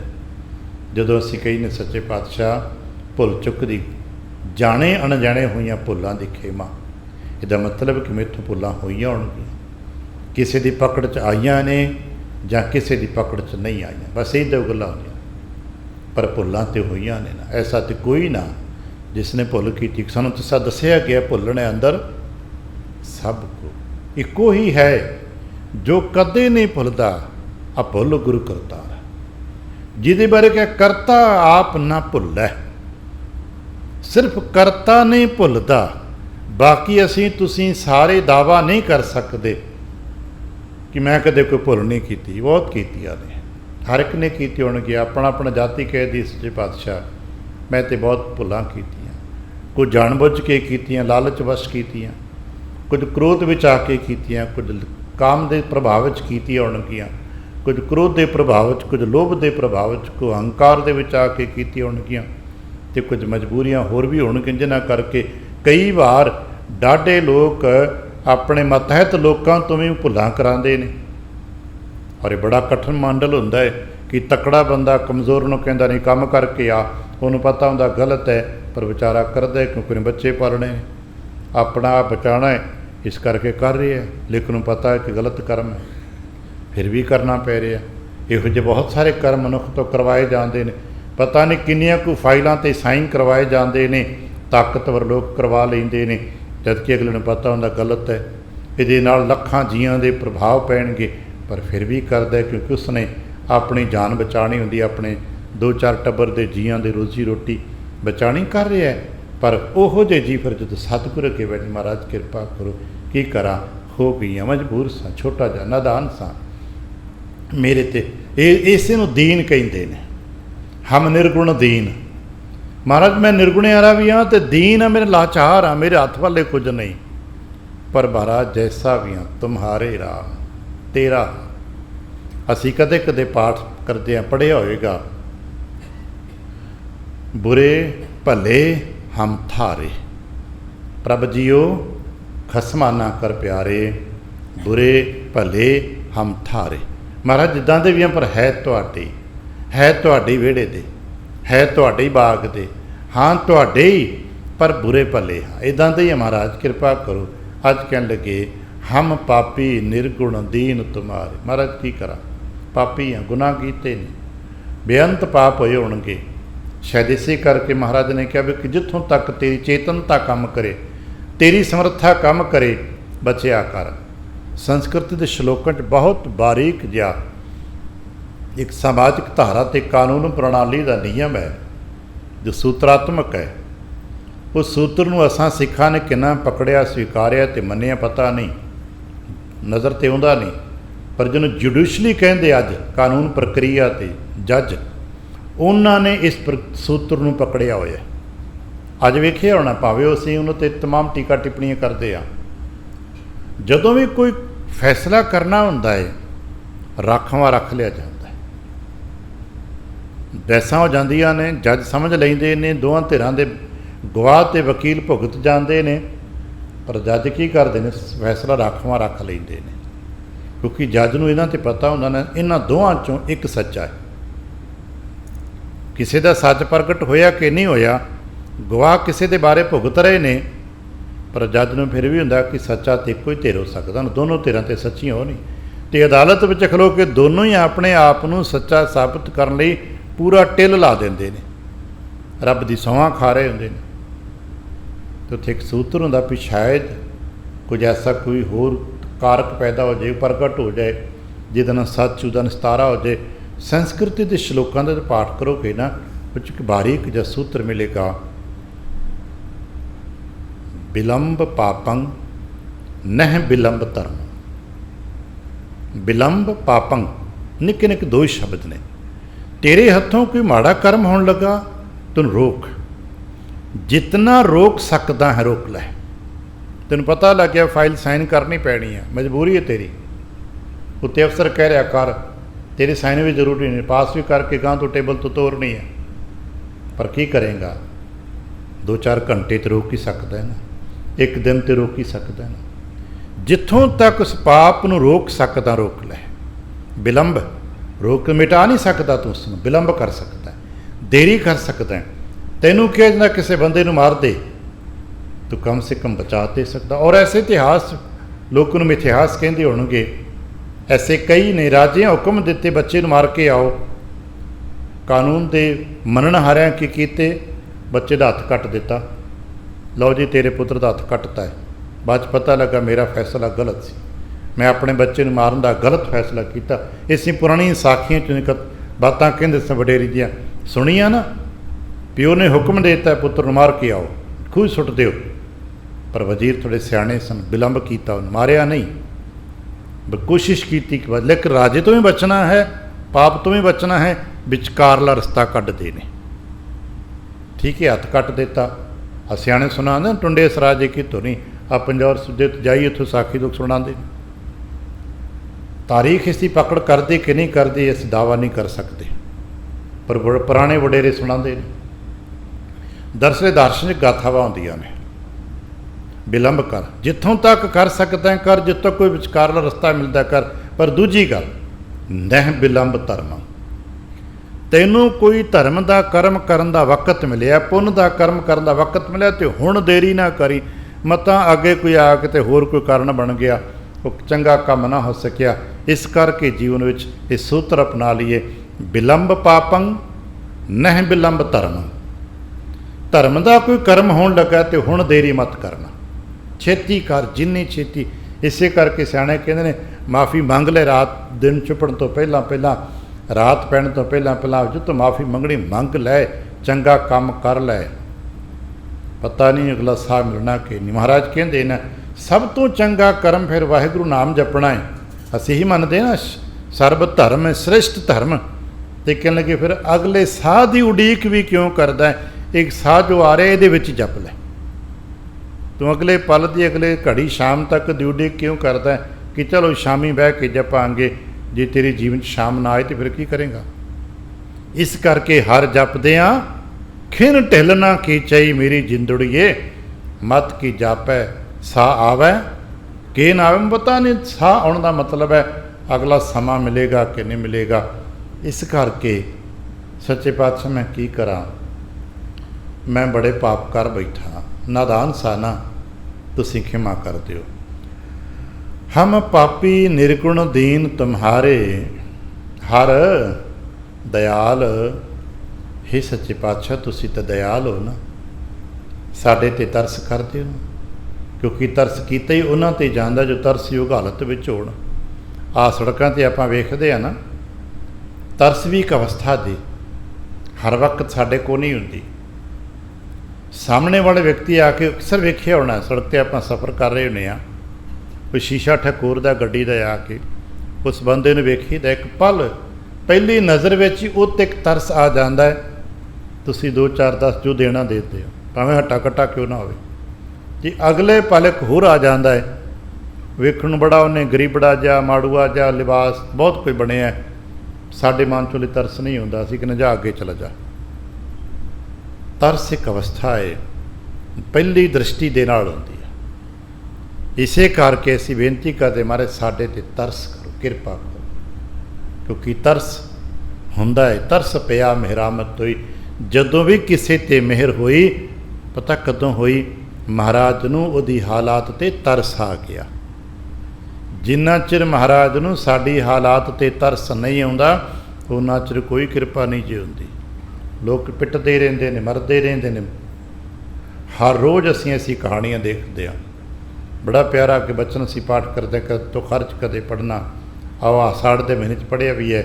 ਰੱਥ ਫੇਰੇ ਸ਼ਾਇਦ ਅੰਟਾ ਕੇ ਟਿੰਡ ਲਵੇ ਮੰਝ ਬਾਰੇ ਵਿੱਚ ਦੱਸਿਆ ਨਾ ਕਿ ਜੋ ਸਮੇਂ ਦਾ ਪਹੀਆ ਚੱਲਦਾ ਹੈ, ਕਿਤਨੇ ਕੁ ਜੀਵ ਦੇ ਹੇਠ ਆ ਕੇ ਪਿਸ ਜਾਂਦੇ ਨੇ। ਜਦੋਂ ਆ ਪਿੱਛੇ ਗਰਮੀਆਂ 'ਚ ਵੇਖਿਆ ਹੋਣਾ ਨਾ, ਨਿੱਕੇ ਨਿੱਕੇ ਛੱਪੜਾਂ ਦਾ ਪਾਣੀ ਸੁੱਕਿਆ, ਕਿਤਨੇ ਜੀ ਤੜਫ ਤੜਫ ਕੁਝ ਮਰ ਗਏ ਹੋਣਗੇ।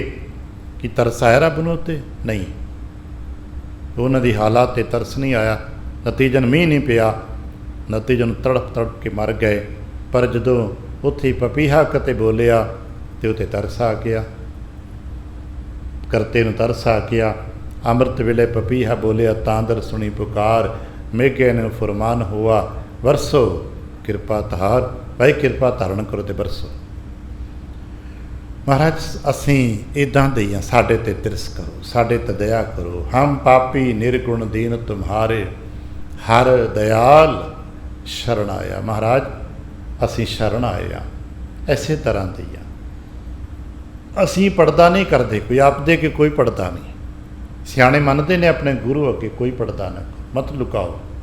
ਕਦਾ ਪੜਦਾ ਕਰਾਂਗੇ? ਉਹ ਤੇ ਸਾਰੇ ਪੜਦੇ ਖੁੱਲ੍ਹ ਜਾਣਗੇ। ਦੁਨੀਆ ਤੋਂ ਅਸੀਂ ਲੱਖ ਵਾਰੀ ਪੜਦੇ ਕਰਾਂਗੇ, ਪਰ ਮਹਾਰਾਜ ਅੱਗੇ ਬੇਨਤੀ ਕਰਾਂਗੇ, ਮਹਾਰਾਜ ਮੇਰੇ ਪੜਦੇ ਢੱਕ ਲਿਓ। ਬਿਲਾਵਲ ਤੱਕ ਵਚਨ ਪੜ੍ਹਨਾ ਕਦੇ ਕਦੇ, ਤੁਮ ਸਮਰੱਥਾ ਕਾਰਨ ਕਰਨ, ਕਦੇ ਕਦੇ ਪੜ੍ਹਦੇ ਹੋ ਨਾ, ਤੁਮ ਸਮਰੱਥਾ ਕਾਰਨ ਕਰਨ ਢਾਕਨ ਢਾਕ ਗੋਬਿੰਦ ਗੁਰੂ। ਮਹਾਰਾਜ ਮੇਰੇ ਪੜਦੇ ਢੱਕ ਲਿਓ, ਰੱਖ ਲਾਜ, ਢੱਕ ਪੜਦੇ ਰੱਖ ਲਾਜ।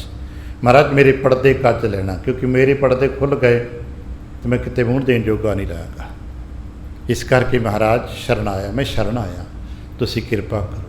ਮੈਂ ਇੱਦਾਂ ਦਾ ਹੀ ਤੁਹਾਡੇ ਅੱਗੇ ਕੋਈ ਲੁਕਾ ਨਹੀਂ, ਤੁਹਾਡੇ ਅੱਗੇ ਕੋਈ ਪੜਦਾ ਨਹੀਂ ਕਰਦਾ। ਮਹਾਰਾਜ ਮੈਂ ਇੱਦਾਂ ਦਾ ਅਪਰਾਧੀ ਗੁਨਾਹਗਾਰ ਹਾਂ, ਹਰ ਦਇਆਲ ਸ਼ਰਨ ਆਇਆ ਤੂੰ ਦੁੱਖ ਭੰਜਨ। ਮੈਨੂੰ ਪਤਾ ਹੈ ਕਿ ਤੁਸੀਂ ਦੁੱਖ ਮਿਟਾ ਦੇਣ ਵਾਲੇ ਹੋ।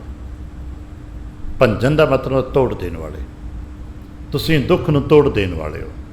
ਤੁਹਾਡੀ ਦ੍ਰਿਸ਼ਟੀ ਜੇ 'ਤੇ ਪੈਂਦੀ ਹੈ ਉਹ ਦੁੱਖ ਮਿਟ ਜਾਂਦਾ। ਜਿਵੇਂ ਅੱਜ ਕੱਲ੍ਹ ਅਸੀਂ ਦੇਖਦੇ ਨਾ, ਲੇਜ਼ਰ ਦੇ ਨਾਲ ਅੰਦਰ ਦੀਆਂ ਬਹੁਤ ਸਾਰੀਆਂ ਚੀਜ਼ਾਂ ਨੂੰ ਤੋੜਤਾ ਜਾਂਦਾ, ਪੱਥਰ ਤੱਕ ਤੋੜ ਦਿੱਤਾ ਜਾਂਦਾ ਹੈ। ਪਰ ਮਹਾਰਾਜ ਤੁਹਾਡੀ ਦ੍ਰਿਸ਼ਟੀ ਪਾਪ ਖੰਡਨ ਕਰ ਦਿੰਦੀ ਹੈ। ਅਮੇ ਦ੍ਰਿਸ਼ਟੀ ਸ਼ੁਭ ਕਰੈ। ਤੁਹਾਡੀ ਦ੍ਰਿਸ਼ਟੀ ਜਿੱਤੇ ਪੈ ਜਾਂਦੀ ਹੈ ਉਹਦੇ ਪਾਪ ਭੰਜ ਹੁੰਦੇ, ਖੰਡਿਤ ਹੋ ਜਾਂਦੇ ਨੇ, ਟੁੱਟ ਜਾਂਦੇ ਨੇ, ਸ਼ੁਭ ਹੋ ਜਾਂਦਾ ਹੈ। ਤੂੰ ਦੁੱਖ ਭੰਜਨ, ਕੇਵਲ ਦੁੱਖ ਹੀ ਨਹੀਂ ਮਿਟਾਉਂਦਾ, ਦੁੱਖ ਮਿਟਾਉਣ ਤੋਂ ਬਾਅਦ, ਦੁੱਖ ਤੋੜਨ ਤੋਂ ਬਾਅਦ ਸਰਬ ਸੁਖ ਦਾਤਾ, ਸੁਖ ਵੀ ਦਿੰਦੇ ਹੋ। ਪਰ ਅਜੇ ਤੱਕ ਦੇ ਸਿਆਣੇ ਮੰਨਦੇ ਨੇ ਦੁੱਖ ਤੋਂ ਬਾਅਦ ਸੁਖ ਮਿਲ ਜਾਂਦਾ ਹੈ। ਤੂੰ ਦੁੱਖ ਭੰਜਨ ਸਰਬ ਸੁਖ ਦਾਤਾ, ਹਮ ਪਾਥਰ। ਮਹਾਰਾਜ ਮੈਂ ਤੇ ਪੱਥਰ ਹਾਂ। ਪੱਥਰ ਦਾ ਮਤਲਬ ਕਠੋਰ ਬਿਰਤੀ ਦਾ ਮਾਲਕ, ਬੋਝਲ ਭਾਰੀ।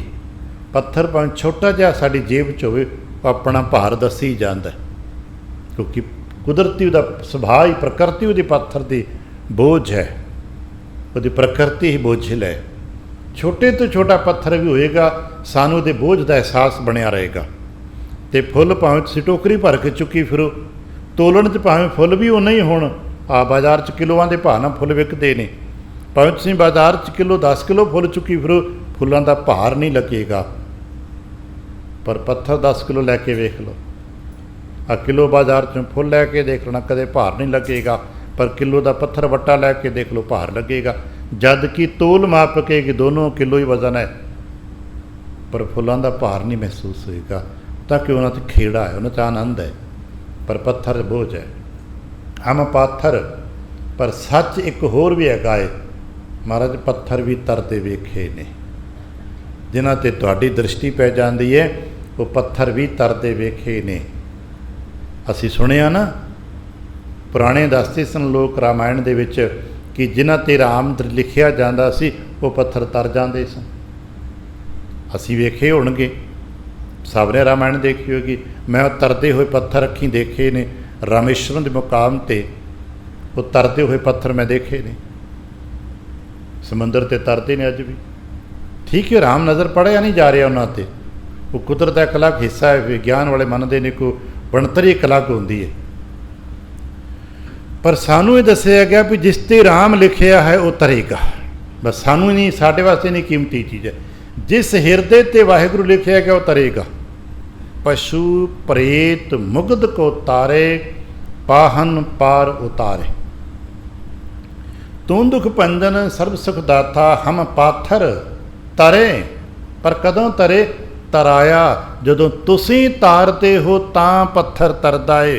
नहीं तो पत्थर का सुभाव डुੱਬ जाना है, पत्थर की प्रकृति डुੱਬ जाना है। तुसीं किरपा करदे हो, तुहाडी दृष्टि पैंदी ते पत्थर तरदे ने। इस करके सतगुर भेट राम रस पाया। वडेरियां दे रूप च रस समझाते भाई जिन्हां ने भी सतगुर नूं भेटिया, अपने गल के असां सतगुर नूं भेटिया ते राम रस प्राप्त होया। ते असीं ते खुल के कहांगे जिन्हां जिन्हां प्यारिਆਂ ने भी सतगुर नूं भेटिया, सतगुर नूं मिले, उन्हां नूं सब नूं नाम रस मिले है ना। ते महाराज फिर मैनूं भी नाम रस दिओ ना। सतगुर भेट राम रस पाया, जन नानक नाम उधारे। क्योंकि उधार नाम दे सदके हुंदा जी। गुरुदेव किरपा करन असी नाम तक, रस तक, शब्द तक पहुँच बना सकी। बेनती करी हर धारो, हर धारो किरपा कर, किरपा लेह उबारे राम। हे वाहिगुरु मेरे ते किरपा करके मैनू उबार लिओ, उधार लिओ। असी निक्के निक्के जी डुੱਬਦੇ चले जा रहे हैं, अहंकार दे विकार दे गर्त खुच डिग चले आ। इतने को बचन प्रवान करना, भुल चुक दी खिमा, आसीस सत्य प्यार दिंदियां खिमा दिंदियां फतेह बुलावना जी। वाहिगुरू जी का खालसा, वाहिगुरू जी की फतेह।